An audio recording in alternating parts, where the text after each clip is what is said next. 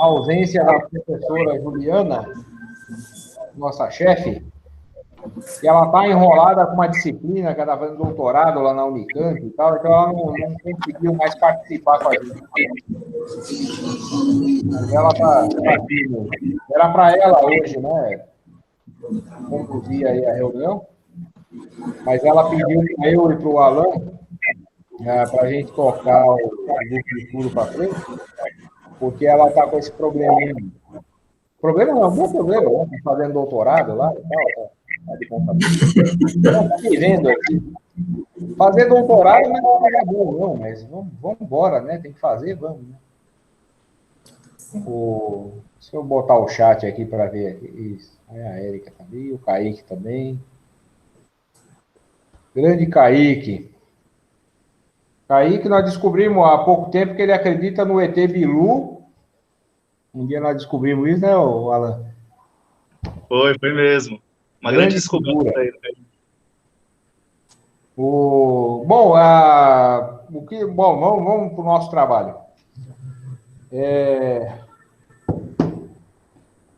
Nós concluímos o primeiro capítulo e vamos dar início agora ao segundo, né? Que é o que até onde a gente vai caminhar também. O segundo capítulo ele é mais extenso, né? Ele tem 24 parágrafos. Mas no encontro de hoje nós estabelecemos o primeiro até o sexto, não é isso? Isso. E como a Thaís não entrou mais ninguém, né? A Aline entrou. A Aline chegou ali, mas a Aline não está escalada para hoje. Era a Thaís, Vilma, Luiz e Eliana. Ah, é verdade. Só a Thaís mesmo. Sem ajudante. Então, a Aline... Oi? Estou sem ajudantes. Então, vamos passar a bola para Thaís. Daquele jeito, Thaís. Faça as suas considerações aí do que você leu e tal, e depois a gente estabelece o debate, tá bom? Fica à vontade, pode começar.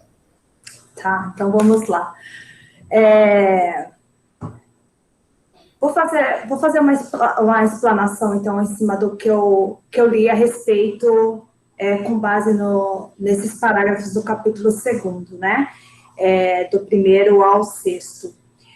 No primeiro parágrafo, ele faz uma pequena introdução, dizendo que vai trazer alguns conceitos de outras obras dele, né? Do Tratado Teológico Político e da Ética.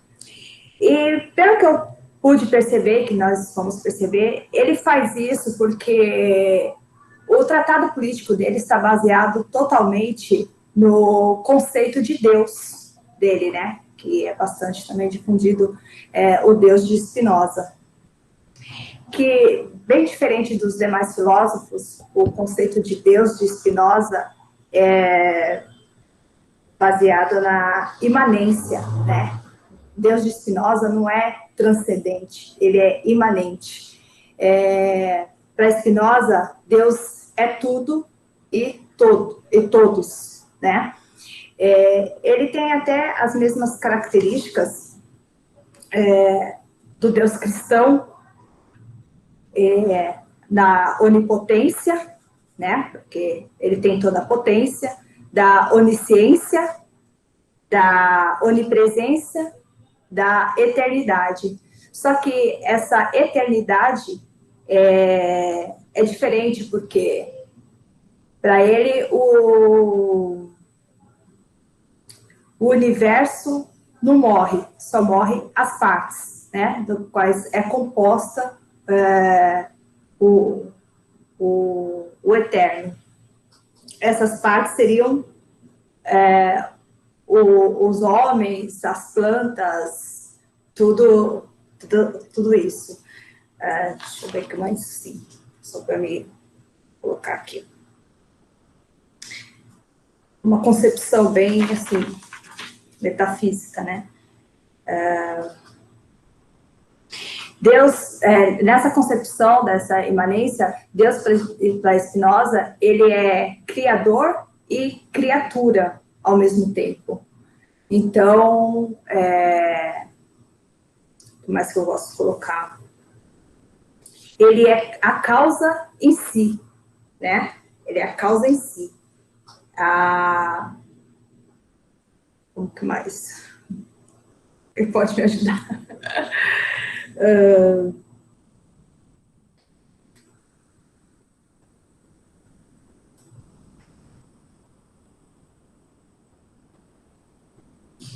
É isso, é a causa em si. E aí ele vai chegar ao conceito da substância, né? Do conceito da substância, que do conceito do infinito, que é infinito, porque ele não pode ser limitado por nada, por nenhuma outra coisa, porque ele é único e existe na substância, que essa substância é única.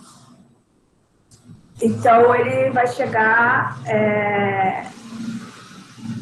que tudo é Deus, né? Tudo é Deus.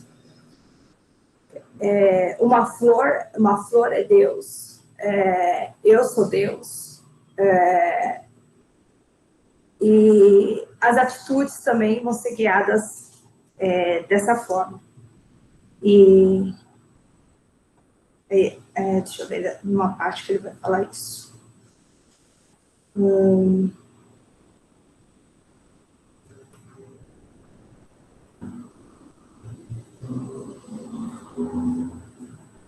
Tá. Isso aqui.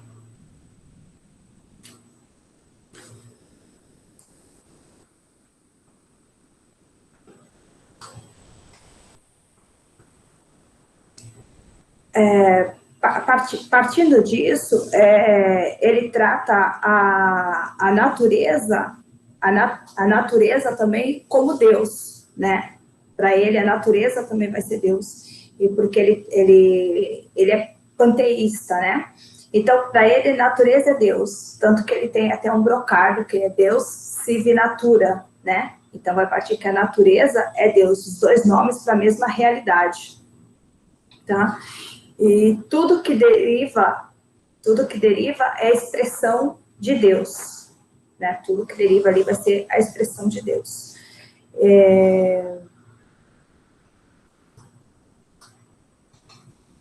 Mais ou menos. Deixa eu partir para os parágrafos aqui para não perder tanto.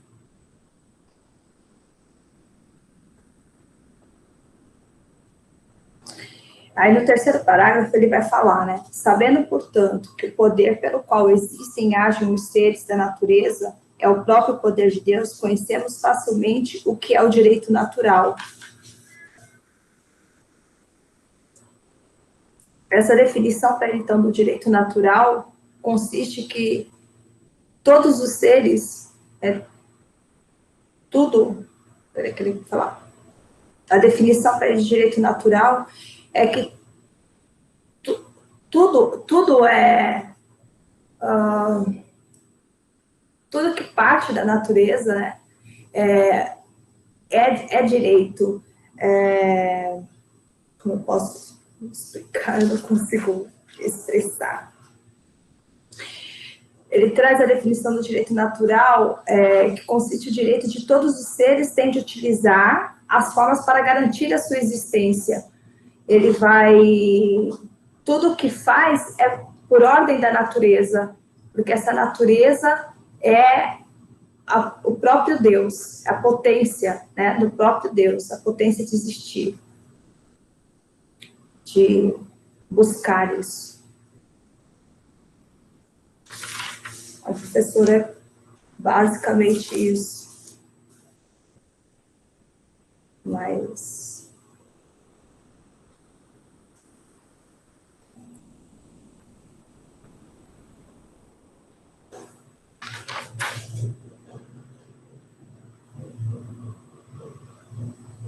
Mas tranquilo, Thaís. Você tem mais alguma coisa de exposição?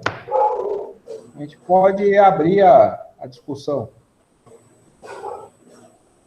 E sobre... Mas, assim, sobre a natureza humana também, que ele fala, né? a natureza humana sobre a preservação, que ele fala que o homem, ele é uma interação, né?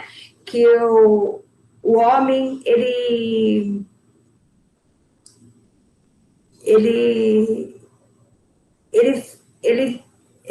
como eu posso explicar?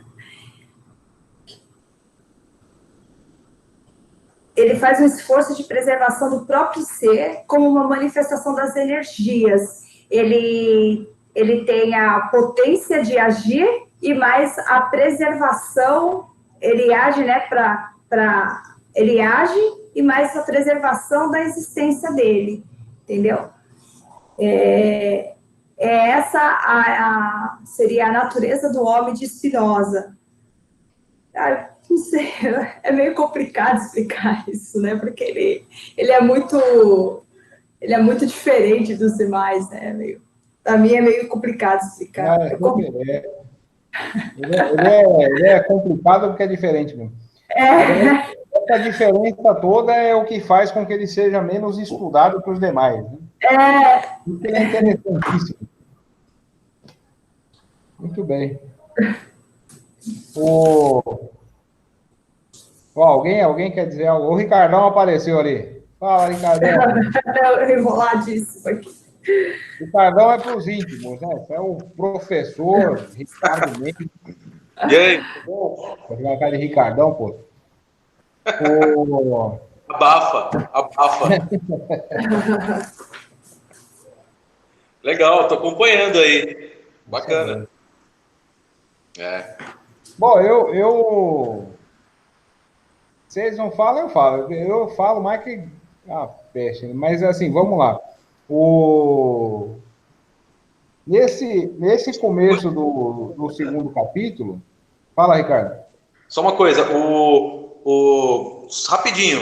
O Spinoza requer uma reprogramação mental, né? É verdade. Você precisa voltar uns capítulos na vida para retomar no Spinoza. Essa parte que fica falando das potências, dos afetos, das paixões, da alegria, do coração, é que eu não consegui explicar. Mas na hora que ele fica falando, né, a alegria que dá mais potência, a tristeza que tira a potência, aí você começa a pensar, né, das pessoas que você se relaciona, que te dá mais potência, que te tira a potência, um pensamento, etc. e tal. Aí você fica, né? Hoje eu tô com a potência meio baixa, hoje eu tô com a potência meio alta, a pessoa que interferiu, é bem complicado, né? Você realmente te faz pensar. Esse negócio de potência, eu na minha idade, a gente começa a ficar com a potência baixa mesmo. Mas é uma questão de idade. Mas olha, eu também sou meia idade, tá? Não é... Também já estou ali, já.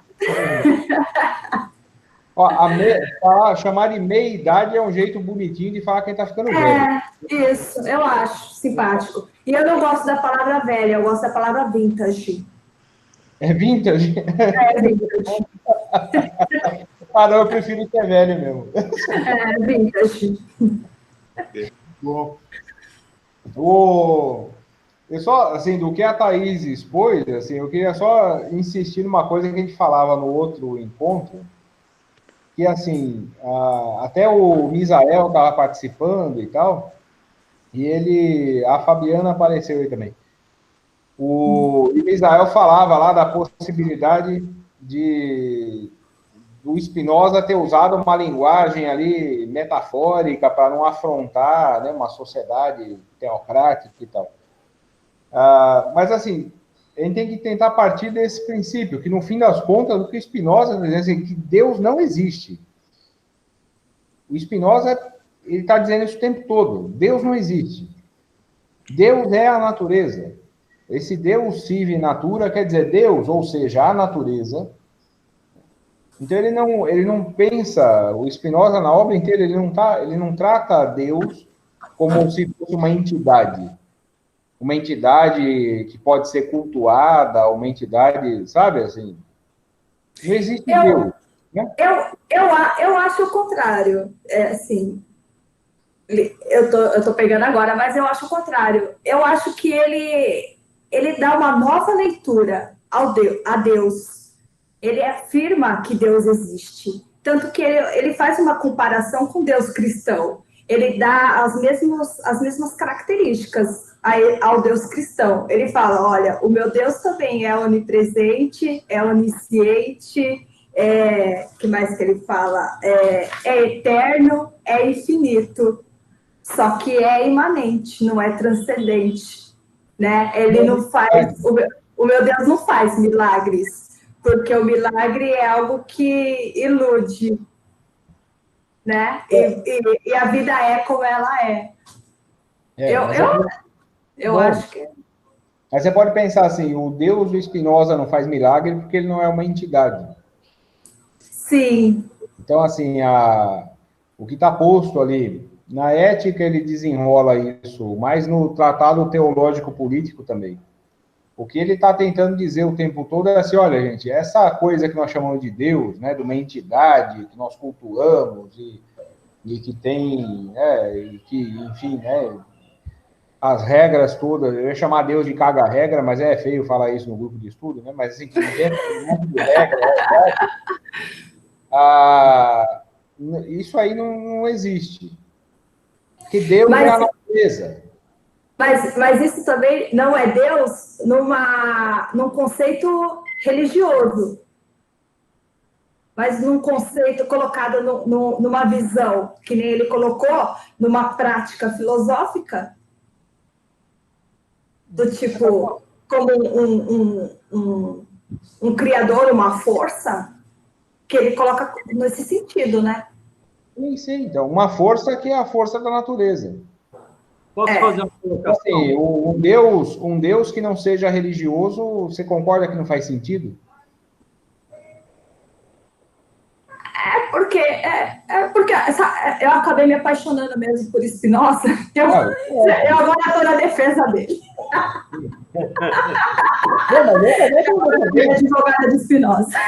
Eu acho de uma coragem sem sonho, um sujeito no século XVII, numa sociedade dominada pelos calvinistas e pelos judeus, lá onde que deixaram os caras viver ali e tal, ele ter coragem de escrever isso tudo. E ele foi perseguido por isso, né? E sabe que me aguçou a curiosidade também, estudando, me aprofundando mais esses últimos dias? Assim, a respeito da vida dele, e diz que pela educação que ele teve, esses estudos que ele fez foi, de certa maneira, meio que subversivo, né? Pela educação que ele teve, que nem do judaísmo mesmo, né? Que ele teve, e da família, parece que era portuguesa, né? De origem portuguesa. Que geralmente a família, os portugueses também são bem católicos, tudo, né? Ele era de origem, a família de origem portuguesa, mas judeus, né? E aí eles foram expulsos, né, dos reinos católicos, né? E nos Países Baixos ali, o que virou a Holanda depois, eles permitiram que os judeus ficassem ali num guetozinho, mas que eles ficassem ali, deram liberdade religiosa. Por isso que eles se estabeleceram por ali. Mas é claro que a formação dele, de raiz judaica ali, tem um peso bastante grande, né? Ele foi bastante corajoso, sem dúvida, né? Eu não usaria o termo subversivo, porque subversivo é a linguagem de milico da ditadura, mas o termo revolucionário, né? Ele foi, de fato, revolucionário no momento dele. Né? Ele foi excomungado, né? Não é o termo, tem o termo próprio, né? Mas ele foi expulso, né? Do convívio do povo dele. Ele foi desterrado em 2 momentos, né? Da terra dele física e da origem dele, né? Do povo dele. Acho que isso para a identidade do povo hebreu é terrível. Terrível. É um cara que ele não ia ter lugar em lugar nenhum, né?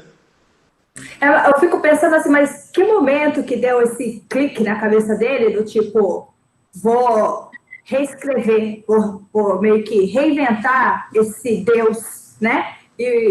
A crise da meia-idade. Não, meia-idade não, porque ele faleceu aos 44, e aos 44 ele já tinha escrito tudo isso. Naquele tempo se vivia bem menos, né? Ele começou isso cedo, né? A meia-idade era com 20. Com 20 anos, o cara quer em Cristo na meia-idade já. 20 anos.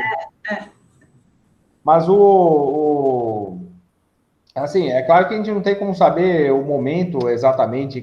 O Spinoza, ele claro, pensa assim, ali onde ele viveu, na região onde ele estava, onde a família dele pôde ficar em paz ali, esse grupo de judeus, né? Era uma região que teve uma influência muito grande da expansão mercantil, portanto, teve uma troca cultural também muito grande. A expansão mercantil foi uma tragédia em vários aspectos, mas nesse sentido foi interessante, né? Então, ele acabou tendo contato, evidentemente, com o que havia de mais avançado na cultura da época. É isso que permitiu com que ele tivesse, né, acesso a a outras informações, outras possibilidades. Né? É que, assim, ele é mais extenso, mas se vocês pegarem o Tratado Teológico Político, vocês vão perceber que até, se não me falha a memória, que até o capítulo 14 ou 15, porque no 16 ele começa a falar, assim, quando ele cita aqui no começo do capítulo 2, tratado, né, e que ele fala que ele discutiu lá o que era o direito natural e o direito civil, isso é no capítulo 16 que ele faz. Então, até o 14 ou 15, o que ele faz é discutir a própria Bíblia. Assim, que não foram os caras que escreveram, que nem as cartas dos apóstolos escreveram. Depois a teologia mais séria também vai discutir isso, tal, né? E ele vai arrebentando ali as bases da crença que eles tinham, de que maneira, né? Então é um negócio, foi por conta desse livro, principalmente, que ele foi perseguido, né? Porque esse tratado político que a gente está lendo, ele morreu sem terminar, e a Ética também foi publicada depois da morte. Foi pelo Tratado Teológico Político que ele se arrebentou, né? Então, foi extremamente corajoso, sem dúvida, o que ele fez. Mas eu insisto nessa tese, assim, o que ele está dizendo e o que ele vai falar de Deus recorrentemente, né? É uma maneira de tentar dizer assim, gente, não existe Deus. Pense assim, até hoje é um problema falar isso. Né? Olha, você é professor da universidade, aí você entra na sala de aula e fala, gente, Deus não existe. Vai meia dúzia de desgraçado lá reclamar de você, porque você falou um negócio desse. Né? Imagina se não é com o Bonfete se fazer um negócio desse. Uma pergunta. Então é terrível. E o Spinoza, e outra coisa, ele é herdeiro da Revolução Científica do século XVI e XVII também, não pode esquecer isso. Fala, Ricardo. Não, um questionamento, a pergunta mesmo, porque eu não manjo de Spinoza, né? O contato que eu estou tendo, esse é o contato que, né, os demais estão tendo também, né? Ele tá fuçando agora e tal. Mas será que o Spinoza ele não estava na mesma ideia em relação à concepção de Deus? Ele não estaria na mesma ideia, por exemplo, de Schopenhauer, de negando a concepção ocidental que se tem do Deus, né? Do Deus, aquele Deus pessoal, aquela relação de Deus pessoal, dogmática, religiosa, mas retomando uma leitura oriental, como outros caras na época dele também estavam fazendo, com esse contato mesmo que você falou, né, dessa expansão comercial, dessa expansão com outras culturas. Será que ele não estava tentando elaborar alguma coisa, trazendo a ideia do Deus romântico ou não, oriental, do contato que estava surgindo aí nessa época, né? Esse Deus natureza, esse Deus todos nós, esse Deus não único, né? Não eu único, mas experiência do todo, do coletivo. Será que não poderia ser isso? Sei lá. Não sei. Aí eu não sei. Isso uma ideia, né? Porque agora eu estava pensando, agora você falando isso, né? Nesse sentido, eu estava lembrando assim, que outros caras fizeram uma releitura, né, no período aí, fizeram uma releitura do divino, né? Mas é uma pergunta, é uma poria, eu não acho que é uma coisa sem resposta mesmo. Uma ideia. Uma poria, é boa. Gostou, né? Mas eu não sei. Né? Gostou? De hoje essa.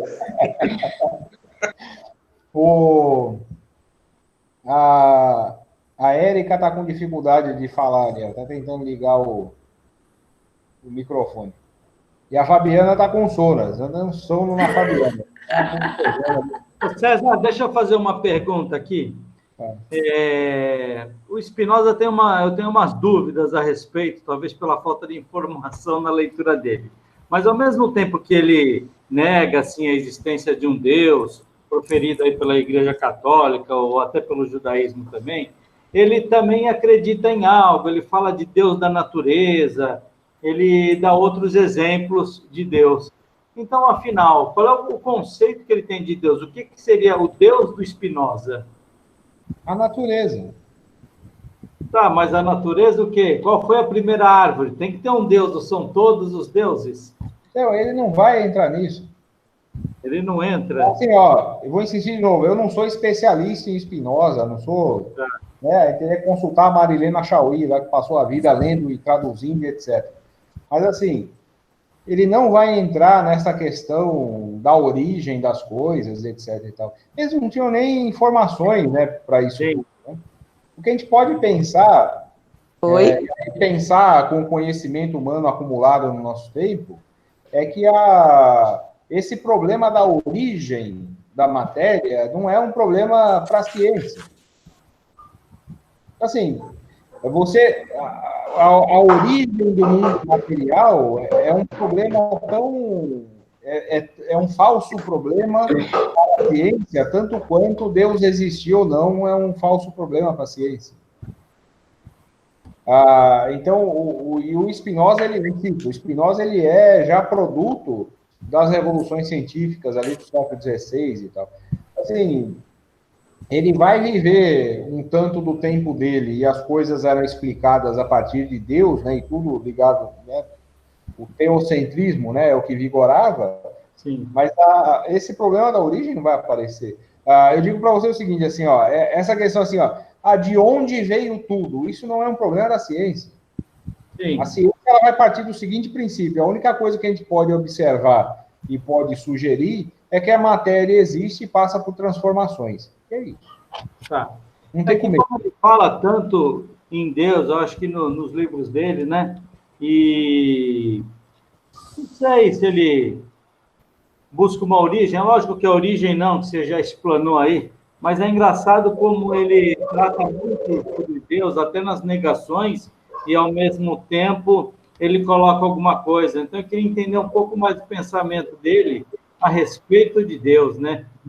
Mas você já colocou algumas coisas aí. Mas assim, eu vou insistir nessa ideia. Do tanto que eu li dele, que, insisto, não é de um especialista em Spinoza, mas assim, de comentadores, né? Certo. O que a gente tem que pensar é que, ao mesmo tempo que ele escreve coisas que servem para a nossa reflexão aqui no nosso tempo, e eu acho que ele é atualíssimo em uma porção de coisas, ele é o tempo dele. Assim, se você pegar, depois do Spinoza, você pegar o John Locke, por exemplo, que é o pai do pensamento liberal, de Cristo em memória, você pegar o primeiro e o segundo tratado sobre o governo civil. O primeiro tratado ele vai discutir o tempo todo, tentando refutar a tese do primeiro patriarca, que é o que fundava o poder do rei absoluto. E o segundo tratado sobre o governo civil, ele vai falar de Deus o tempo todo também. Então, assim, esses caras, eles eram meio que obrigados a fazer isso, né? Esse exemplo que eu dei agora, ele é meio bobo, mas acho que ajuda a pensar a necessidade que esses caras tinham de lidar com isso. Como nós temos também. Sim. Né? Insisto aqui, você fala assim, olha, Deus não existe, pronto, né? Você cria um caso desgraçado hoje em dia. Uhum. Imagina no tempo dele, né? Dentro da comunidade judaica ali e tal. Aquele vídeo que foi o Ricardo que passou pra gente, né? Eu assisti o vídeo depois. Vocês viram também, né? Que ficou lá no grupo. Quem não assistiu, assista. É interessante falar sobre a vida dele e tal. No começo é muito curioso aquilo ali, né? Aparece lá um calvinista ali e tal. E aí ele fala ele vai e mete o pau na Igreja Católica, que estava queimando gente, não sei o quê, não sei o quê. Inquisição. Depois ele fala de outro grande perigo, que era o Spinoza, que negava o Criador, que negava as coisas todas. Ele aparecia lá como o ateu, né? O filhotinho do demônio do tempo dele. Oi, tá conseguindo ouvir agora? A Érica. Oi, conseguiu? Agora nós estamos ouvindo. Boa noite. Oi. Boa noite. Então, é que eu estou começando a entender também, né, que eu estou conhecendo agora o Spinoza, pelo que eu vejo, ele faz uma crítica àquele Deus do pecado, sabe? Aquele Deus que castiga. E ele se aproxima muito de Deus e natureza, né? Enquanto substância, enquanto ente. Porque aí essas são as bases, eu entendi assim, que vai contribuir para a discussão ética, né? Que aí vai contribuir para a discussão política. Então, eu vejo que ele faz sim uma crítica a esse Deus do pecado, esse Deus das regras, e vai entrar mais no campo da substância, do ente, da essência, do sujeito, né? E aí começa a discussão da ética. Eu estou entendendo dessa forma. Tá. Não sei. Tá. Assim, eu concordo parcialmente com você. Mas dá para entender de outro jeito. Eu acho assim, ó, se a gente for para o texto aqui, no texto. Eu vou dar tchau para vocês, eu preciso sair. Boa aula, Ricardo. Alô. Valeu. Tchau. Bom desenvolvimento para vocês aí. Até a próxima. Até, tchau. Até mais. Obrigada. Se a gente pegar o texto do Spinoza, essa parte mesmo que a gente está discutindo hoje, eu acho que isso está subentendido ali. Eu sugiro que a gente faça isso, como a gente fez outra vez, que a gente vá no texto aqui e vá seguindo aqui. Vocês vão ver que, assim, todo momento ele fala de Deus, e a todo momento ele associa a Deus e a natureza, e o que ele está, nesses primeiros parágrafos aqui, ele está definindo o que ele entende por direito natural. Essa é a qualidade desse começo aqui do capítulo. E ele vai o tempo todo associar natureza e Deus e direito natural para chegar a uma conclusão disso aqui, ali no final. E vocês vão ver que, assim, acreditando ou não em Deus, essa ideia ou a noção que se tem de Deus não está presente no Spinoza de maneira alguma. Sim. Ô, professor, nesse primeiro parágrafo, eu queria entender melhor o conceito de ética que ele fala, que ele não explica assim, né? E o de liberdade, porque eu não sei se o de ética vai ser o diferente de Aristóteles. E eu queria entender o de liberdade. Tá. Quando ele se refere à ética, aqui ele está se referindo à obra dele, né? Tá. Que ele tinha escrito, ele escreveu a ética, ela estava pronta, ficou com ele por muito tempo, e só depois que ele morreu ela foi publicada. Né? Uhum. O que ele está dizendo aqui, né, é que, assim, que ele tratou na ética sobre diversos conceitos, e no Tratado Teológico Político, né, que é outro livro, esse foi publicado em vida, e que ele vai retomar algumas dessas ideias aqui. Então, o que ele está dizendo no primeiro parágrafo aqui é que ele explicou nessas duas obras, né, no Tratado Teológico Político, a questão do direito natural, do direito civil, e na ética ele falou que ele entendia por pecado, por mérito, por justiça, injustiça, e etc, etc. Tá. Remetendo o leitor àquela obra, né? Tá. Mas o que ele está prometendo fazer aqui, você pegar no final do parágrafo ali, ele está tentando fazer uma síntese desses conceitos. Então, no segundo capítulo, ele vai fazer isso. Até o final do capítulo aqui, que é o nosso objeto de estudo, ele vai passar por esses temas todos. Vê que ele escreve ali, ó, no fim do primeiro parágrafo, ele diz lá, ó, resolvi dar novamente essas explicações e acrescentar uma demonstração em forma. Então, ele vai passar por isso de novo aqui, sobre esses temas todos. Certo. Tranquilo? Mas inciso, então, ó, esses primeiros 6 parágrafos, o Spinoza ele define o que é o direito natural, como ele compreende o que é direito natural. Essa é porque ele vai contrapor depois desse direito natural ao que ele vai chamar de direito civil. Sim. Esse é o tema central aqui, né? É claro que essa discussão sobre Deus e tal é sempre interessante, né? Mas não é esse o foco exatamente aqui. Mas eu insisto que aqui aparece uma resposta para isso, no texto. O Alan ia dizer alguma coisa, Alan? O que você ia falar? Eu fiquei com a impressão, lendo esses primeiros parágrafos, de que Deus, de fato, não é uma questão a ser pensada ali. Deus aparece, surge. Mas não parece que ele quer pensar Deus, né? Tem a impressão de que Deus não é o grande problema de Spinoza. Assim. A gente alimenta isso. Eu tenho a impressão de que não é o grande problema. Embora a gente tenha discutido isso, essa identificação entre Deus e natureza nos encontros passados, foi aqui que ele identificou de fato, né? Identificou de fato. Me chamou a atenção, a partir disso, ele fala muito mais de natureza do que de Deus. Então, assim, ok, identifiquei Deus com a natureza, já entenderam que não existe o Deus transcendente, Deus é a natureza, então vamos lidar com isso, com a natureza. Eu senti um pouco disso, né? E aí, quando ele faz essa identificação entre Deus e natureza, surge um outro problema, que é o problema dos direitos naturais. Né? Como falar de direitos naturais se Deus é a natureza? Então, estamos falando de direitos de Deus, é isso? E aí ele inverte os direitos de Deus para poder de Deus. Né? E aí surge, o que é o poder de Deus, então? E aí aparece a questão da liberdade absoluta, que a colega comentou ali, né? O que seria a liberdade em Spinoza? Apareceu aqui uma liberdade absoluta. Porque parece que o homem, ele quer pensar o humano. A questão da natureza humana apareceu ali, do homem, né? Disso que vive, né? Disso que somos. E ele associa isso com necessidade, isso me chamou a atenção também, lendo os parágrafos. Então, ele fala de uma liberdade absoluta, mas também fala de um ser que tem necessidade. Bom, enfim, isso me chamou a atenção, era mais ou menos... Mas eu acho que Deus não é a questão, Deus apareceu nesse cálculo aí. Deus apareceu para explicar o humano, em algum momento precisou de Deus, mas não é Deus, é a natureza. E parece que Deus, assim, é muito secundário, é uma vírgulazinha, assim, Spinoza.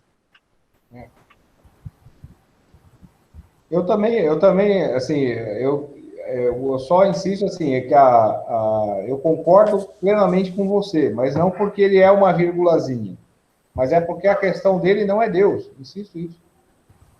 O que o Spinoza está tentando dizer o tempo todo, quando ele está falando de Deus e associando Deus à natureza, um homem do século XVII, é dizer assim, olha, essa ideia de Deus, esse Deus não existe.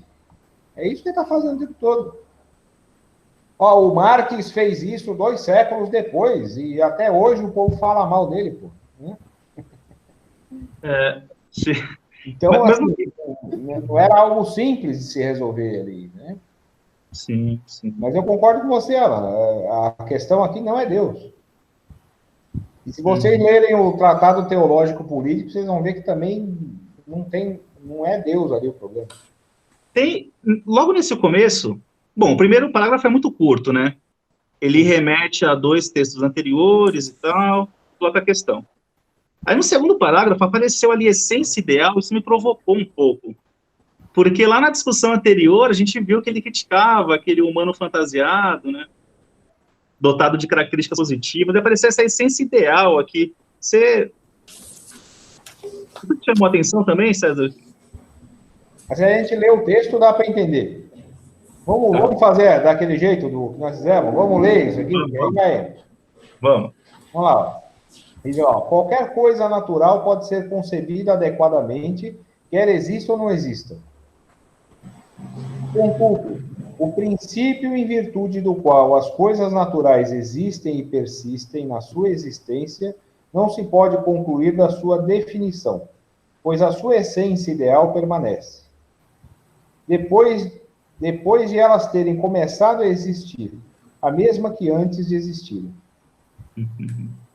Portanto, visto que o princípio pelo qual existem não pode provir da sua essência, a manutenção da sua existência também dela não decorre.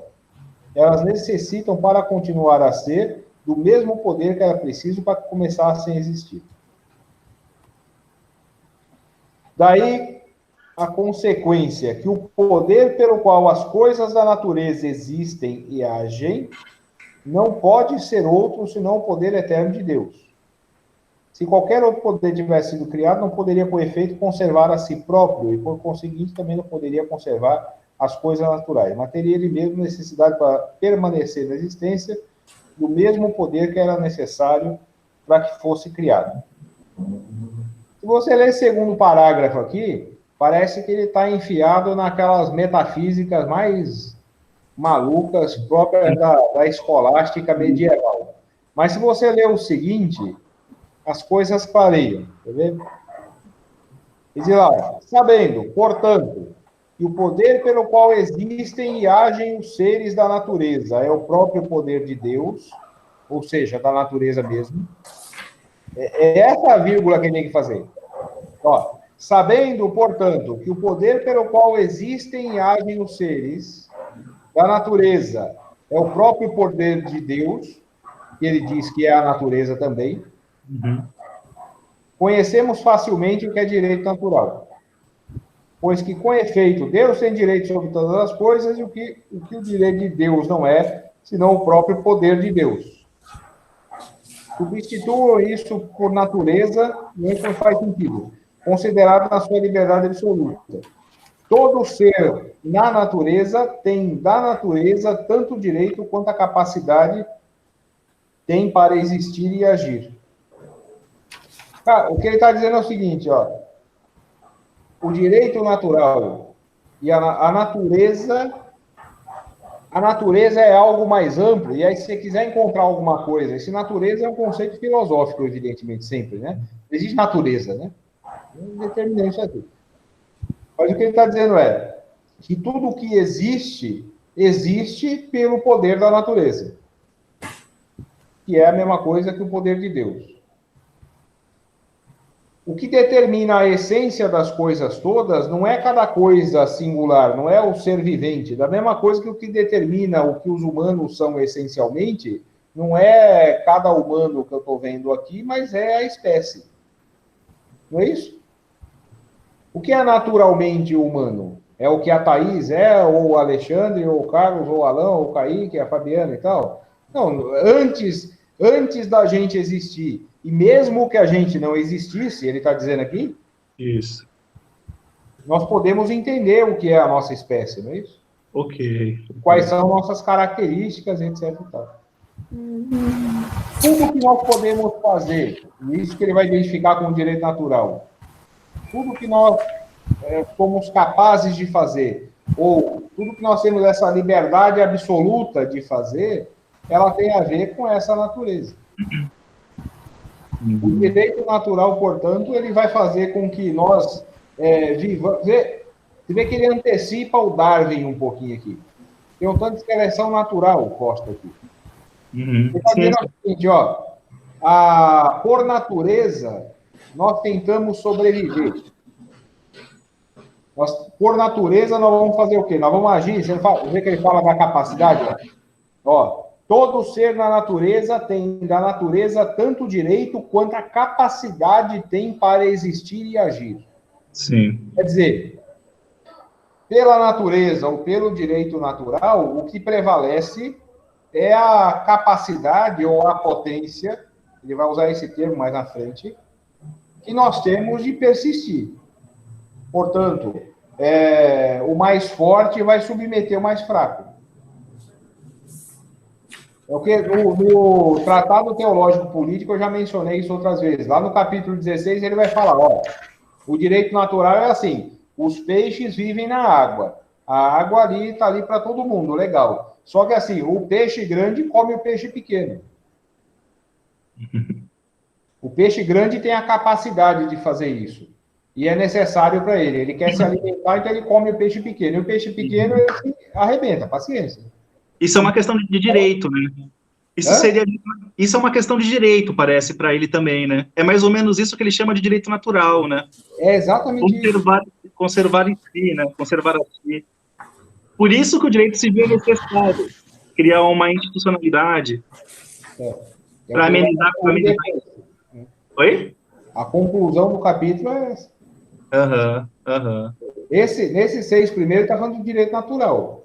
Sim, então, sim. Assim, ó, por natureza, na natureza, que é Deus, então, pelo poder de Deus ou pelo poder da natureza, e que define o que as coisas viventes todas são, por essência, o que nós vamos ter é o quê? É cada um se virando como pode. É disso que ele está falando. Então, quer dizer, eu vou tentar realizar os meus desejos e as minhas necessidades. Nesse caso, e não existe, veja, não existe crime, não existe vício, não existe pecado, não existe nada de errado por natureza. Você não tem, a lei natural é a lei, no caso, do mais forte, né? Daquele que consegue fazer valer o seu desejo e a sua necessidade. É disso que ele está falando. Sim, esse direito natural, esse direito que é da natureza, e da natureza que ele associa ao nome de Deus, é esse direito do vale tudo. E o vale tudo é um direito, isso que eu achei interessante. Eu conheço muito espinosista, o Tony Negri passa por isso também. A Thaís antes falou Spinoza subversivo, acho que é porque esse é o título de um livro do Tony Negri, não sei se ela chegou aí, por isso ela usou a expressão. Não, eu não cheguei nele. Ah, tá, o título do livro é Spinoza subversivo. Mas tem muito espinosista que pega o Spinoza para legitimar justamente esse direito assim, de todos contra todos, mas não no sentido robesiano, assim, no sentido de se autoafirmar. Inclusive, eles explicam muito essa noção de autoafirmar, né? Como se essa ética dos encontros, fazer do outro um instrumento de potencialização. Mas lendo isso daqui, parece que ele está situando a questão da natureza justamente para dar um salto para o direito civil. Né? Ele quer uma fuga disso, de algum modo. Ele não quer defender esse estado de coisas. Ele quer uma fuga disso. Esse salto para o direito civil. Né? Interessante, assim, eles estão forçando um pouco, né? Claro, tá Spinoza isso, mas eles estão forçando. Que ele fala isso, não há dúvida, né? Só que a conclusão dele é outra, né? Ele está puxando a coisa para outro lado, né? Aí os caras ficam nisso só, né? Isso, ficam nisso só, ficam nisso só. Tanto que eu estou me surpreendendo um pouco com essa concepção de direito civil em Spinoza, inclusive. Porque eu estou muito impregnado. Você vê, quando a gente fala eu brincava da outra vez, mas insisto nisso aqui. O Spinoza, ele é muito mais avançado que os contratualistas e muito mais avançado que os iluministas. Mas, assim, o direito natural em Spinoza, agora estudando melhor, esse natural, a acepção do natural dele é natural mesmo, né, do direito. Porque, que nem o senhor expôs agora, o senhor pode, né? O professor não pode, o senhor pode? O senhor é ótimo, né? Bom, a luta é pela, basicamente, aí, assim, a vida, apesar que a vida acaba sendo, hoje em dia, a gente colocaria como um direito, uma garantia individual, né? Mas acaba também sendo um direito... Individual, a vida, né? Individual, garantia, do direito individual, garantia básica, sei lá, vamos colocar aí, dentro dos direitos, garantias individuais, bom, não sei, encaixar aí. Mas vamos lá. São os direitos básicos, né? E os contratualistas já tratam de os direitos mais sociais, né? Que eles já discutem lá na frente. Não é isso? Eles pegam mais lá propriedades. Assim, não.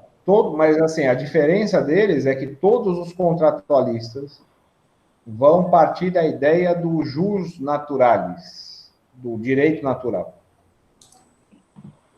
Não só, não é? Eles pegam tanto o jus naturalismo quanto os outros. Não, mas o jus naturalismo e o contratualismo caminham juntos. Cada um à sua maneira. Então. Pegar Hobbes, Locke, Rousseau, cada um à sua maneira, o Montesquieu, mas cada um de um jeito. Todos eles vão definir uma ideia de direito natural, do jus naturalis, e eles vão dizer que o Estado surge de um contrato, de um pacto. Sim. E aí cada um vai operar de um jeito, né? Para o Hobbes, você transfere os direitos naturais para o soberano. Isso. O Spinoza dá um pau nele aqui nesses parágrafos mesmo. Eu vi. O Locke vai dizer que o Estado surge para defender o direito natural. Né? E o Rousseau vai dizer que os direitos naturais estão sendo defendidos, mas que eles foram deformados, enfim, pelo desenvolvimento da sociedade. Mas eles não abandonam essa ideia.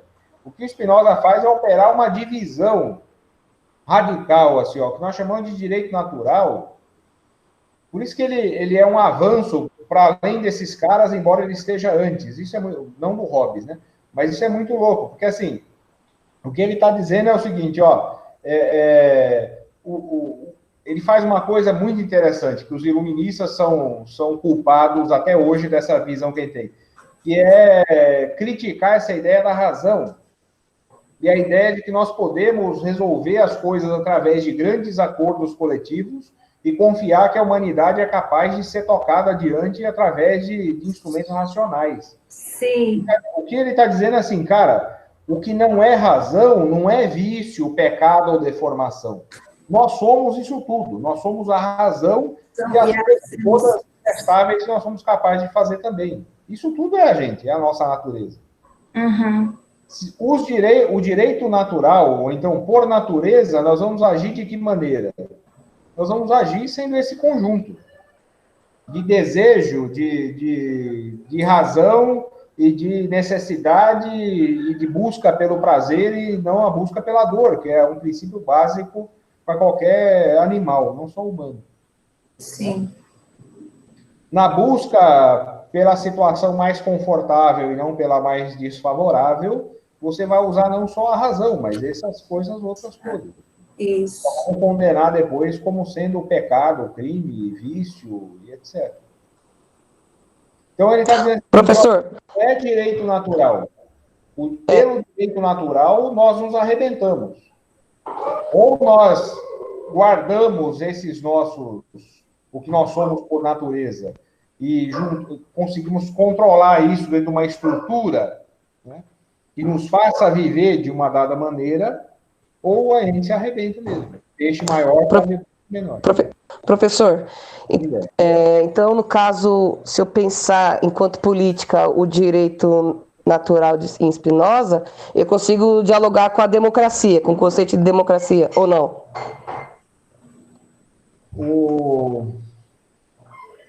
O direito natural, não, né? O direito natural não tem democracia nenhuma, né? Tem um vale tudo ali, né? O direito civil, sim. O que ele vai chamar de direito civil, sim. No natural, não. Ah, tá, entendi. Por que você associou, Érica, direito natural com democracia? Qual foi o gancho?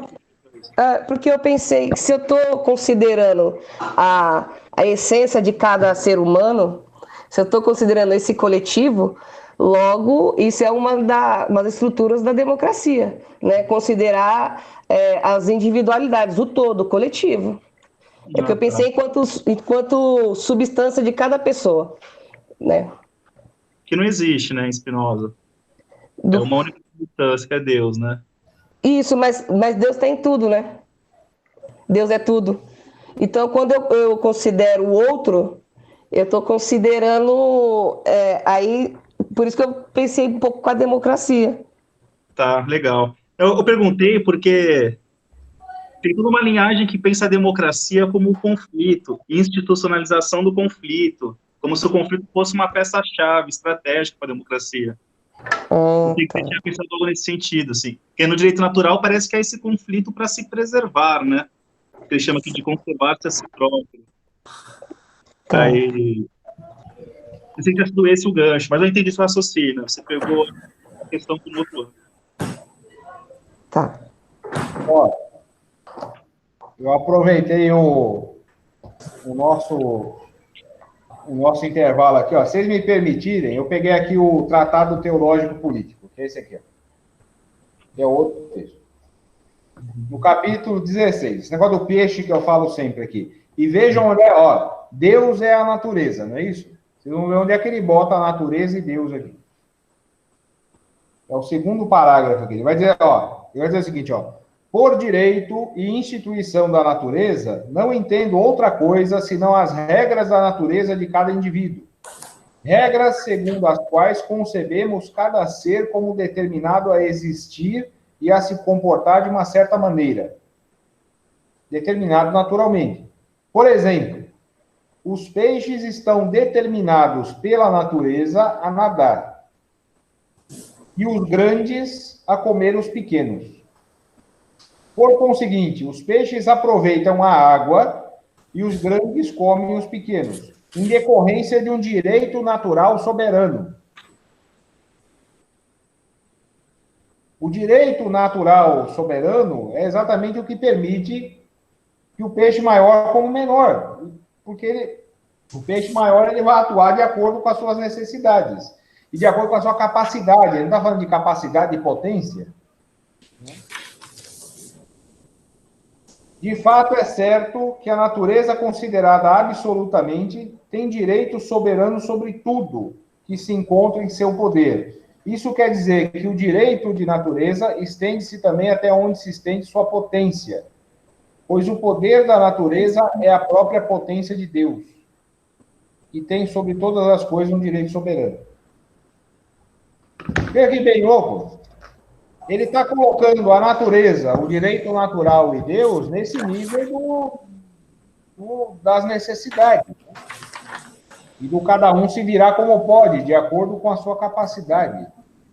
Aí, de novo, o que o Alan falou está certo, aquela coisa de Deus é o problema menor aqui, de fato, é um problema inexistente, ele pode até pensar. E não é disso que se trata. Embora ele fale de Deus o tempo todo, se tem um negócio que interessa muito pouco a Spinoza, é a ideia de Deus. Eu só quis mostrar para vocês a história do peixe lá de onde saiu, que sempre repete, né, essa mesma coisa. Mas é louco isso, né? Quem segue aí? E, César, é interessante que no parágrafo 4º, aparece ali indivíduo, né? Mas não tinha essa noção, né? É claro, é questão de tradução, né? É questão de tradução. E no texto que você leu também apareceu o indivíduo, né?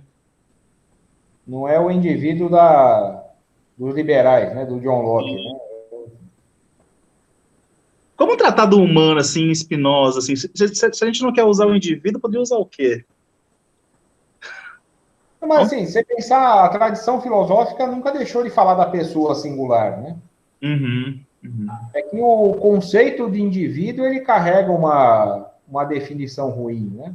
Essa ideia principalmente essa ideia de que o indivíduo precede a vida social e essa coisa, que é coisa do John Locke mesmo, né? E é aí que caga o negócio todo, né? Mas legal. A singular, não. Eu ia comentar nesse sentido, você fala, putz, o Spinoza não está querendo explicar o humano pela natureza, assim, mas aí não, assim, acompanhando a discussão de hoje, eu vi que não, assim, ele quer fugir disso, não no sentido reativo, né, de que, não tolero, não, mas ele quer construir alguma coisa, assim, para superar isso, né, para superar esse direito natural, e ele não quer explicar o humano por isso.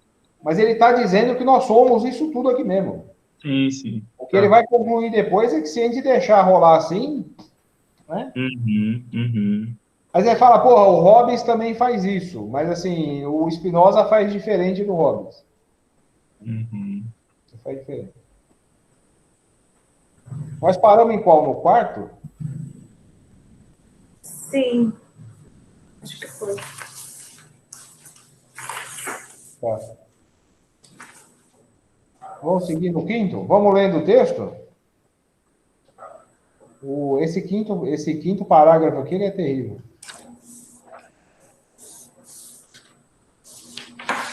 Vamos lá, vai.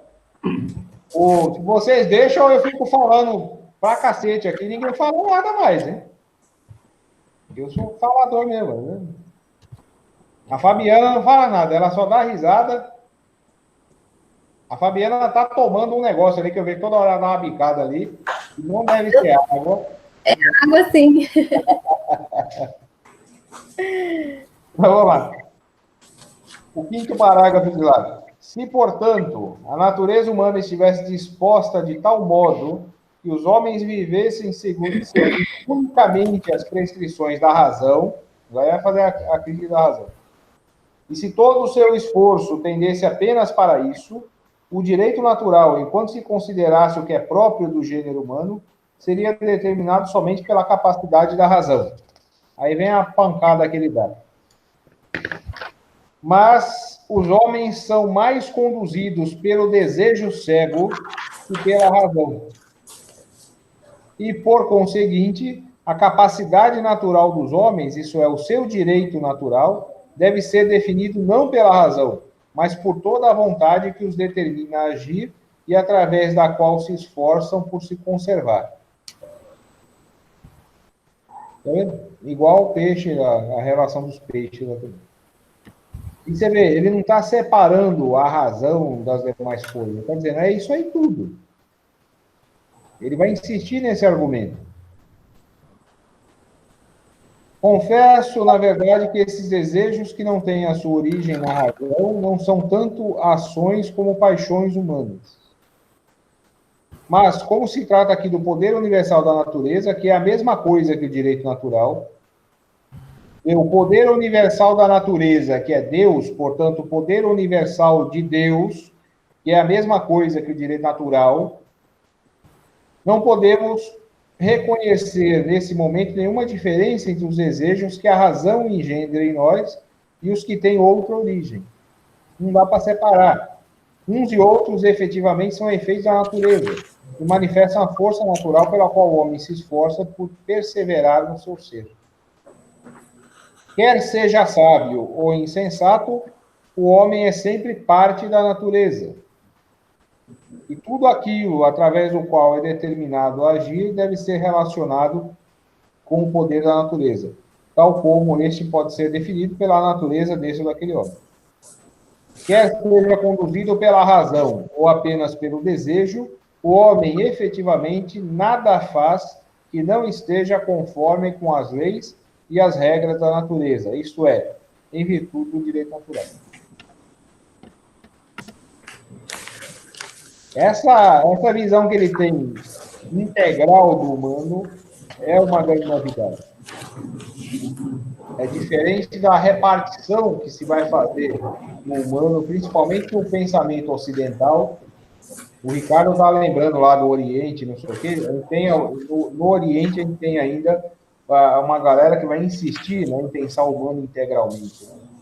O pensamento ocidental vai repartir o humano, aliás, ele vive de dualidades as mais diversas, né? Mas vai repartir o humano nessa coisa da razão e da emoção, né? Como se a razão fosse o que deve ser cultivado e o que a gente chama de emoção fosse tudo que é coisa de parte das nossas fraquezas, né? Qualquer coisa do gênero. Ele está pensando no humano integralmente. E por razão ou agindo somente na insensatez, como ele está chamando aqui, nós somos natureza o tempo todo. Me chamou a atenção o fato de razão estar com R maiúsculo e natureza também com N maiúsculo. Será que há alguma relação entre razão e natureza? Porque parece que natureza aqui é uma potência de criar, né? A natureza cria, não é um ser passivo, assim, que o homem está lá para manipular. Será que é possível relacionar razão com a natureza? A natureza também seria racional dentro dessa lógica que não existe? A natureza é determinante nesse caso aqui, né? Determinante. Ele fala muito do determinado, né? O homem como... A razão determina, né? A natureza determina tudo, né? Por natureza. O que nós falamos por natureza, né? A natureza é determinante independentemente da existência de cada um, inclusive, né? Quando eu vi o R maiúsculo também, eu associei com Descartes. Não sei por quê. Pode ser, né? Nessa tradição. Que o Spinoza ele é bem diferente do Descartes, né? Mas dentro da tradição racionalista aí, sim, pode ser. Pode ser. Mas o mais importante aqui, eu acho que é pensar, ele pensar a razão como fazendo parte. Isso que nós chamamos de razão não é a parte nobre da nossa espécie. Ela é parte assim como as outras coisas todas são, né? E tem que pensar o mundo nessa integralidade. Isso é... Eu concordo com do professor César, que eu acho que tem que pensar no todo, como ele sempre fala, com o caráter da imanência mesmo, como ele diz, sempre no único. Então, o ser humano, como ele diz, né, é composto da razão e da emoção. O natural, né, é a razão mais a emoção, os dois juntos. Não tem como dissociar, entendeu? E eu acho que essa natureza, com ele maiúsculo, eu acho que ele está remetindo um pouco a Deus, entendeu? Essa natureza. Eu acredito um pouco nisso ainda. Fico batendo um pouco nessa tecla. Eu acho que... Opa, pode falar, César, desculpa. Não. Comentário rápido. Eu acho que essa questão da imanência está posta, e dessa integralidade aí está posta também. A razão compõe um todo aí. Mas eu não vejo em Spinoza uma vontade de legitimar assim, um todo mesmo. Porque isso pode ser um raciocínio perigoso também. Na fala da Thaís me pareceu um pouco isso, assim. Esse todo, que é um apelo meio religioso, pertencemos a um todo, compomos um todo. Eu não vejo esse anseio, assim. Mas quando eu falo isso, não no sentido religioso. Eu falo assim, mas não no sentido religioso.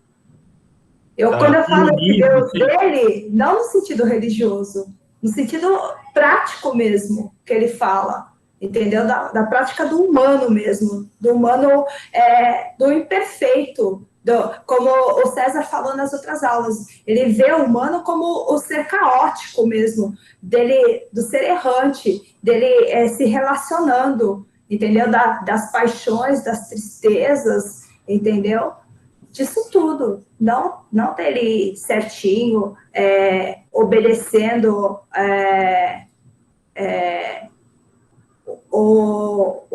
algo determinado, quer dizer, tem o determinismo, né? Que ele vê, parece ele enxerga um determinismo, mas não algo certinho dessa regra da religião, não nesse sentido. Mas eu vejo ele, eu consegui, pela pesquisa que eu fiz, assim, eu vejo que ele aplica bastante essa regra, assim, dessa natureza dele ver como essa unicidade, entendeu? Legal. O que eu quis dizer foi o seguinte, é que antes de iniciar esse grupo, eu achava que a questão de Spinoza fosse responder às grandes questões filosóficas, do ser, e aí ele vai para a natureza para responder a isso, como se essa fosse a questão central. Eu estou percebendo que a questão aqui é política mesmo, assim, é política, é questão de ação, de convivência humana, e se ele passa por Deus, é um ponto de passagem mesmo, para chegar em outros lugares, assim. Eu já não diria que a questão metafísica, responder o ser, é o coração do pensamento de Spinoza, assim, eu acho que passa um pouco à margem disso. Foi assim, essa paranoia unitária do monismo, né? Somos todos um. O cara falou, cara, eu acho que não é uma resposta para isso, o pensamento de Spinoza, assim, é uma outra coisa. Foi isso que eu quis dizer. Concordo com você. Concordo. Quando eu falo que ele pensa o humano integralmente, é que assim, não vamos esquecer o que ele chama lá da natureza humana, né? Lembra lá do começo do livro, que a gente começou a estudar? Ele falava assim, os caras, eles falam da natureza humana como se o humano atribuem a essa natureza uma porção de coisas positivas.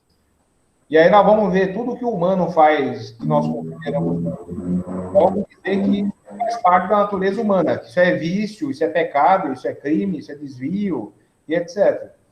Quer dizer, nós inventamos uma natureza humana bonitinha e o humano real mesmo a gente não aceita. O que é interessante, o que ele faz aqui o tempo todo é pensar isso. Quer dizer, o humano é essa merda toda mesmo. É isso. Não tem... Mesmo que você pode até chamar de vício, de pecado, depois você estabelece lei.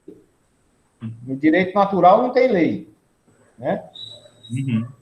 Mas assim, você pode até estabelecer depois que isso é feio, isso é ruim, isso é legal, isso não presta, ou qualquer coisa do gênero. Mas assim, nós somos isso tudo. É essa a integridade que eu falo é nesse sentido. Né? Uhum. Sim, sim. Separar a razão Ele vai falar isso da alma aqui no parágrafo 6. Né? Aliás, no parágrafo 6 ele tem um negócio ótimo sobre o Adão e o diabo aqui, que é um barato. Sim. Eu sigo lendo, então? Então, vamos lá. Né? Pode ser. Ele diz lá... Todavia, a maioria crê que os insensatos perturbam a ordem da natureza mais do que a seguem. E a maioria também concebe os homens da natureza como um império dentro de um império. É essa separação que a gente estabelece aí. Julgam, com efeito, que a alma humana, longe de ser produzida por causas naturais, a alma humana é o quê? É isso que faz a gente estar vivo, pensar, falar e se movimentar. Então, longe disso ser determinado pela natureza e pelo meio, é isso que ele está querendo dizer. É isso que ele está chamando de alma. Julgam com efeito que a alma humana, longe de ser produzida por causas naturais, é imediatamente criada por Deus. E independente do resto do mundo, a tal ponto que tem poder absoluto para se determinar a si mesma e para usar do direito da razão. Mas a experiência ensina mais que suficientemente que está tanto no nosso poder ter uma alma sã quanto um corpo são. Isso eu acho ótimo. Como, além disso, tudo quanto existe em si mesmo se esforça por conservar o seu ser. Não podemos duvidar que, se estivesse no nosso poder, tanto viver segundo as prescrições da razão, quanto ser conduzidos pelo desejo cego, todos viveriam sob a conduta da razão e segundo regras sabiamente instituídas.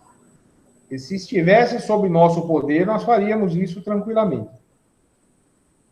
Ora, nada disso se dá, pois cada um, pelo contrário, obedece à atração no prazer que procura.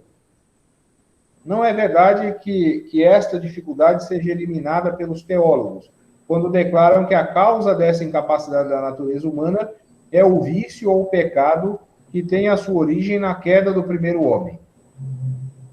E aqui isso é ótimo.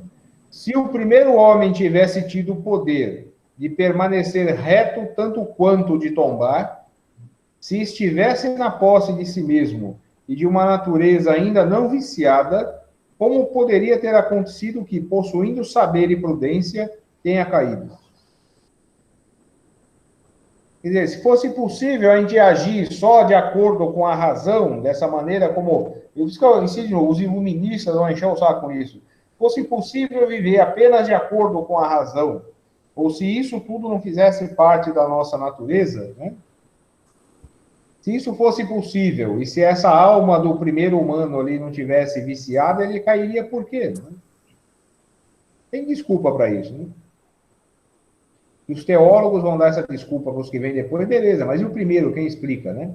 E aí a parte que ele fala do diabo, que é outra. Também gostei. Aí disse-á que foi ludibriado pelo diabo. Mas então, quem ludibriou o próprio diabo?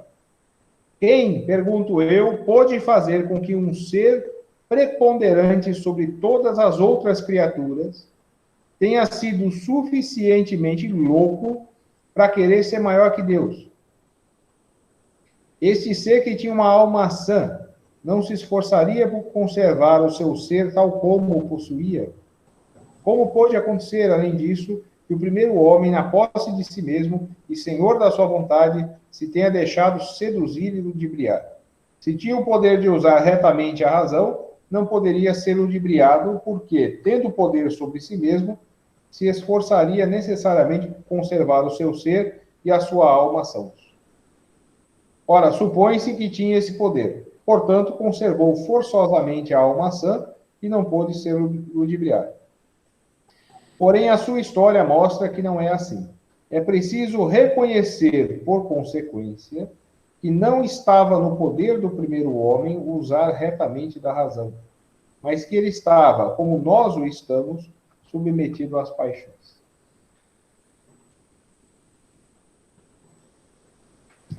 E é isso que é o estado de natureza, né? o direito de natureza, o que nós somos por natureza. É que a coisa se encerra aqui, mas o caminho que ele está seguindo é dizendo, olha, o que ele está tentando até agora fazer é, nós somos isso aqui, ó. E a gente faz o que com isso? Né? Como é que nós vamos ajustar esse negócio? Isso é bem louco, né? Eu acho esse parágrafo 6º aqui o mais explicativo do livro todo. Assim. Ele é preciso. Né? Mas ele segue ainda vai seguir esse mesmo argumento, ainda vai persistir um tanto. Ele fica tentado a ir para frente, né? Mas é sacanagem, porque senão aí o grupo não persiste. O Carlos está quietinho hoje, lá não fala nada. Ele tem bastante. Ele tem dois?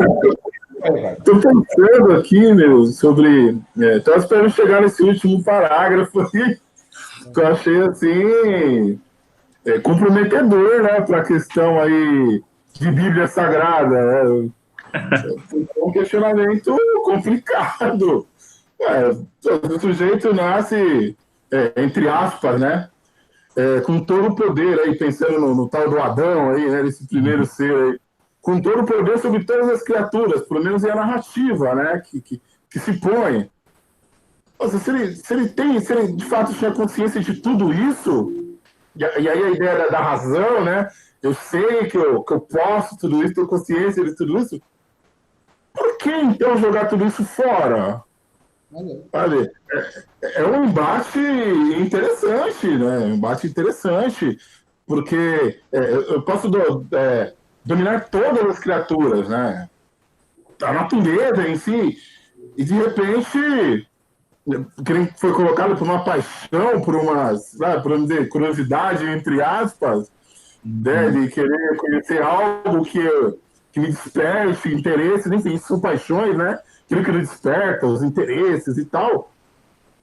Eu passo a ser um sujeito que vou viver escondido, né? Com medo das feras, com medo do mundo. É um negócio assim, é um absurdo, assim, né? O Spinoza, ele dá uma pancada aí nessa questão da narrativa bíblica que faz a gente refletir, né?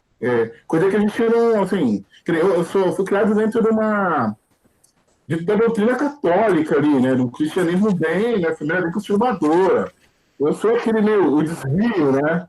Deu uma desviada aqui do negócio. E aí, quando você passa anos dentro dessa doutrina, você vê essa narrativa, ela é muito forte, né? Ela é bem impregnada nas pessoas, né? E aí vem o Spinoza e quebra tudo. Só nesse parágrafo ele quebra tudo. Peraí, mas você tinha tudo. Sabe, se essa razão é tão potente assim, por que você jogou tudo isso fora? Onde que está, de fato? Que Deus é esse, né? Então é muito interessante essa discussão, né? Ela é complexa, mas ela faz uma reflexão profunda. Mas você vê, ele é obrigado a dialogar com o tempo dele, né?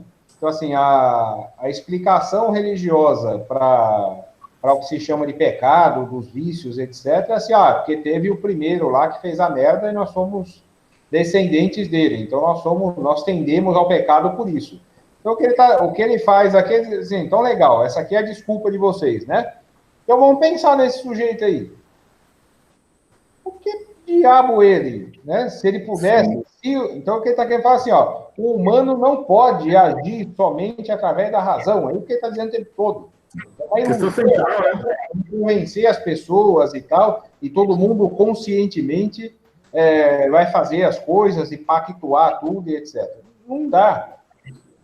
Por isso que ele vai no primeiro. Então, vamos sair dessa tua desculpa aqui, vamos lá. Por que o cara ia fazer uma merda dessa? Aí a desculpa na sequência porque é o diabo que foi. Tá bom. O diabo era o anjo, porra. O cara tava tranquilão, ele tava vivendo legal. Pra que ele ia fazer uma merda? Ele ainda mais fazer uma merda dessa, né? Então não faz sentido algum, velho. E isso é interessantíssimo. Cara, imagina esse cara no século XVII escrevendo isso. Nossa. Hoje isso já é um problema danado. Ele é interessantíssimo. Isso que eu falo, esse cara é um... Precisa de mais tempo para estudar o Spinoza, porque ele, de fato, é interessante. Eu queria ter batido papo com ele.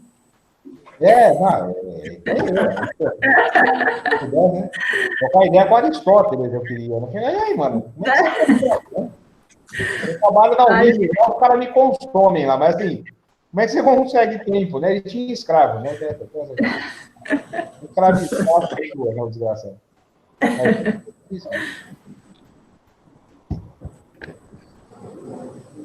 É que eu fico tentado a ir adiante, mas não vamos parar aqui, senão não vai. Mas ele desenrola isso aqui legal pra caramba pra frente. Vocês têm, cada um de vocês aí tem assunto para fazer mestrado logo depois da graduação aí pra caramba. Aí, só sobre o Spinoza, né? Vários projetos de mestrado na filosofia aí já estão encaminhados, né? Bastante coisa complexa aí para discutir, debater, muita coisa nova. É bem interessante. Bom, enfim, era 8h30. O que nós fazemos? Alguém tem mais? Alan? O Alan, eu tenho certeza que ele está encafifado com um monte de coisa ali. Não provoca isso, né? Com certeza. Mas é uma coisa legal. Eu tô aprendendo muito, né? Tô aprendendo muito com esse grupo aqui. E eu entendi porque o título é tratado político mesmo. Faz todo sentido. Nossa, o título é ideal pro texto, assim. Então encaixa. Então, em questão é o político mesmo. É esse mesmo. Aliás, para além dos 2 capítulos, ele vai falar de formas de governo mesmo, essas coisas. Uhum. Deus é um desvio. O Alan, esse negócio de pandemia aí, não trabalha mais lá? Eu tô com saudade que o Alan, o Ricardo, quando coincidia e tá lá ao mesmo tempo, isso é para almoçar lá no boteco. Aí a gente sempre contar para vocês isso aí. Não conta, vai ficar lá o vídeo depois, mas só para. Aí a gente sentava lá, tomava uma cerveja almoçando, no boteco lá mesmo. E aí a gente conversa largamente sobre filosofia, hábitos humanos e amenidades. Era muito legal. Bate-papo aí, pô. Era muito legal, saudade disso mesmo. Não é? Mas é isso. Vamos ver se a hora que a vacina aparecer, a gente promove um encontro presencial aí Opa! do nosso glorioso grupo de estudos. Boa ideia. Bom, alguém tem algo a dizer ainda sobre o assunto aí, a acrescentar, não? Senão nós nos vemos daqui 15 dias. E a gente pode continuar o debate no fórum lá, né? Eu sei que tá todo mundo com o saco cheio de fórum, eu também, que a puta merda. Vocês têm que entrar lá e escrever alguma coisa. A gente tem que entrar e escrever alguma coisa e dar nota e é um monte, entendeu? Fórum pra caramba, chato. Exato. Enfim. Eu acho que deve ser mais chato entrar para dar nota. Eu queria falar uma coisa. Como é que é, Fabiana? Eu queria falar uma coisinha. Quando eu participei do primeiro encontro, eu fiquei um pouquinho assustada, porque eu percebi que vocês estão bem mais avançados, né? Eu estou aqui no primeiro semestre, e então, assim, eu recebi muita informação nesses últimos 2 meses, então, assim, esse grupo de estudo está me ajudando a entender. Por isso que eu fico um pouquinho quietinha, porque, na verdade, eu estou só absorvendo, né, conteúdo. Quando o Alan falou que ele entendeu realmente o significado de tratado político, quando eu comecei a ler, eu li hoje, na correria, né, e começou a falar de natureza e Deus, eu fiquei assim, mas será que eu estou lendo certo? Eu fui lá ainda 2 vezes conferir para ver se eu estava lendo certo, e foi bastante importante esse grupo de estudo hoje para poder dar esse entendimento também. Você é de onde mesmo, Fabiana? Oi? É da onde? Eu sou de Nova Andradina, Mato Grosso do Sul. Nossa, Essa semana aqui chegamos no 45 graus. É difícil, né? Nossa Senhora. O povo meteu fogo em tudo aí ainda. Nem fala. Mas você vê, essa nossa espécie é tão estúpida, né? E tem gente que ainda vai defender que a gente age movido pela razão. Né? Que razão que faz eleger um estúpido desse presidente e depois ele no Pantanal, né? É uma coisa, né, amazônica. Mas, enfim. Fabiana, eu fico feliz, viu? Feliz mesmo com a sua... Eu que agradeço por estar aqui. E aqui, ó, eu juro para vocês, o Alan fala assim, ó, tô aprendendo pra caramba, não sei o quê. Cara, você não faz ideia de como eu aprendo bastante aqui com esse grupo, cada um de vocês. Isso é muito bom. Ficar naquele negócio ali, eu não estou condenando nem defendendo a educação à distância presencial. Tudo é a mesma porcaria. Educação formal é uma droga, tá? É para tirar nota, para não sei o quê, para pegar diploma e o cacete. E estudar, a gente estuda fazendo isso. Tá aprendendo, discutindo, sem obrigação de tirar nota, de provar nada para ninguém, entendeu? E é assim que a gente aprende, né? Muito bom. A gente aprende estudando sozinho, claro. Mas quando você consegue dividir isso com os demais, a gente aprende mais, né? Porque você tem coisa que você leu aqui, que o outro leu, aí você vai pensando. Isso é muito bom. Isso é bem legal. Quando a gente criou o grupo lá, o pessoal fala, dividiu os professores lá nos encontros e tal. Eu falei imediatamente, o Alan também falou, eu pretendo participar de tudo. Porque eu gosto de tudo, porque eu sei que a gente aprende com isso mesmo. Não é nem por obrigação, né? Mas é por gostar mesmo. Isso é muito bom. Esse a gente faz mais. Tá bom. Mas é isso. No próximo, daqui 15 dias do próximo, né? Isso. Aí quem vai... Não vamos cometer esse mesmo erro de novo. Quem vai conduzir o processo é o Alan, porque se deixar comigo, eu começo falando e falo mais que a desgraça e não paro de falar e... Porra, chato pra caramba. Não, chato não. Tá bom. De modo... Mas vamos lá, então. Bom, vamos tomar uma para... Bora. Valeu, pessoal. Boa noite, pessoal. Tchau. Boa noite. Tchau, pessoal. Até mais. Boa noite. Tchau, até a próxima. Tchau, Kaique. Valeu.